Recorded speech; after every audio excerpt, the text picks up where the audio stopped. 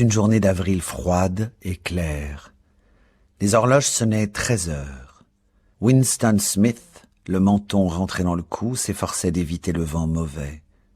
Comme un criminel, il avait emporté dans sa serviette ce livre, qui, même sans aucun texte, était compromettant. Ce qu'il allait commencer, c'était son journal.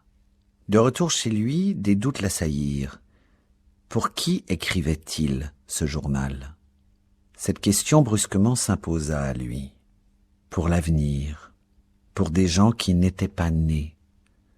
Son esprit erra un moment.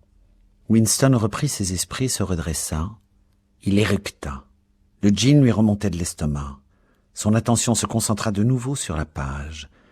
Il s'aperçut que pendant qu'il s'était oublié à méditer, il avait écrit d'une façon automatique. Ce n'était plus la même écriture maladroite et serrée. Sa plume avait glissé voluptueusement sur le papier lisse et avait tracé plusieurs fois, en grandes majuscules nettes, les mots suivants. Abba Big Brother. La moitié d'une page en était couverte.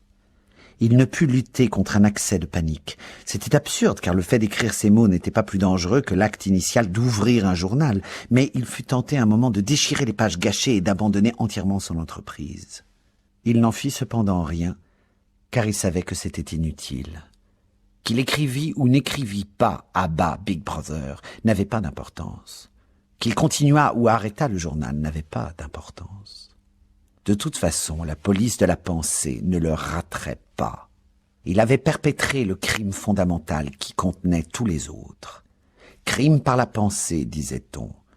Le crime par la pensée n'était pas de ceux que l'on peut éternellement dissimuler. On pouvait ruser avec succès pendant un certain temps, même pendant des années, mais tôt ou tard, c'était forcé, il vous avait.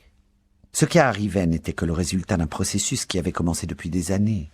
Le premier pas avait été une pensée secrète, involontaire. Le deuxième était l'ouverture de son journal.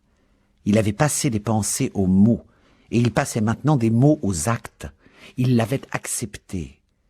La fin était impliquée dans le commencement. Mais c'était effrayant.